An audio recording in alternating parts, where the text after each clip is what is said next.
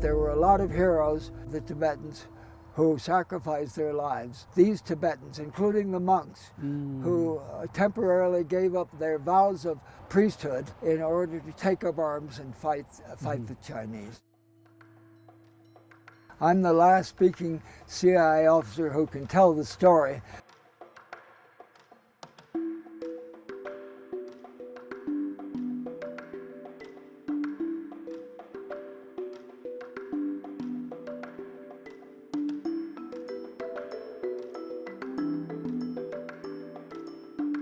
They were all volunteers, and they were eager to come because they wanted to fight and do what they could. There was nothing, they were not paid. They were simply willing and able, and boy were they able.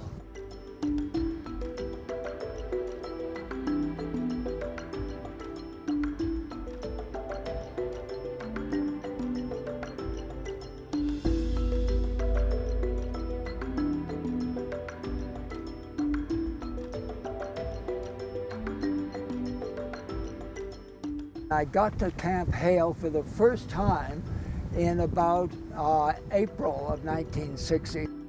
I started out as a case officer who was not speaking Tibetan, giving instruction in using compass to find locations on a very special map made by the CIA. So there was radio training going on. I was not a part of the radio operators who were training the men, which was the basic function of Camp Hale in that 5-year period. But I've trained in use of the compass, using maps, observation, reports writing, how to use a camera, and some tradecraft techniques used in special contact communications. I did not speak Tibetan then, but over the next 2 years I took Tibetan language training, and I was able to make some connection in my classroom speaking Tibetan. All were given training with the M1 Garand rifle. We took them for parachute training, early morning jump training before dawn, and sometimes everybody dropped. The Tibetans dropped once, but the Americans dropped also, and we dropped with the Tibetans as they went out the door of the C-47. Okay. So they knew that we were doing what they were expected to do.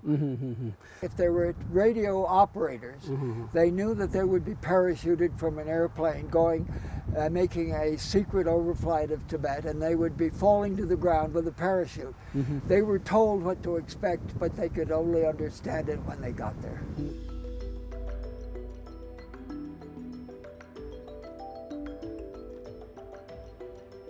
There was a roll call and a formation. So we knew where all was present and nobody was hiding and still asleep. And then they went into classroom work, including radio training. There was a break for lunch. They went back into training in the afternoon. In the mid-afternoon, we had volleyball. We had painting materials for the artists in the group who produced some remarkably beautiful coloring pictures. One artist in particular drew illustrations of Chinese political action themes of Chinese desecration used in CIA Tibetan propaganda pamphlets. Saturday nights we had Tibetan chow, Tibetan food. We brought in the groceries they wanted.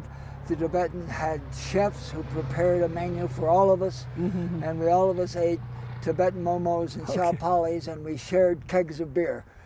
So that was a break, and then we had movies in the rec room on a regular basis, and they loved the movie The King and I. Royal princes and princesses.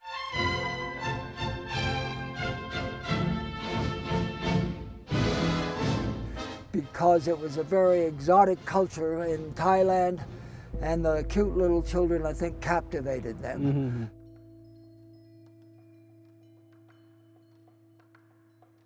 The Tibetan trainees found the equipment, including napalm and a wooden trough, to make a missile that went off one night, and they lost control of it, and it landed on a building in a molybdenum mine by the climax gate. And so the CI officer who was in charge, it was not me, I wasn't there, had to go over and find out what the damages were, and we paid it $25,000.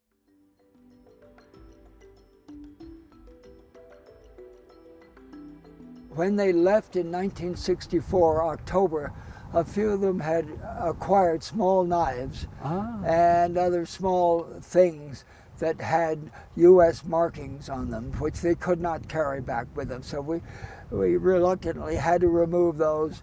They had to go back to India, and if they were searched, there had to be no evidence that they were anywhere near America where they could have picked up things. When President Nixon went to China to meet Chairman Mao, one of the stipulations that I understand was that Chairman Mao insisted that we terminate our relationship with the Dalai Lama. And that, of course, is misunderstood in some respects, but it gives the impression that the Americans and the CIA were taking advantage of the Tibetans. We were not.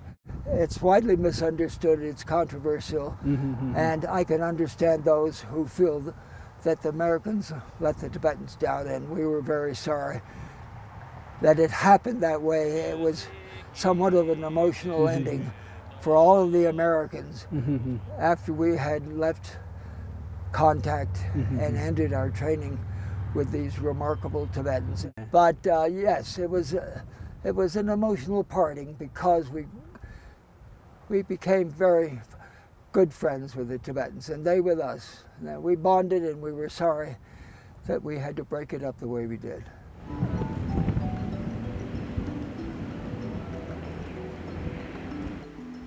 And a lot of the Tibetans who were trained on the radio teams that were parachuted in gave their lives. They were captured.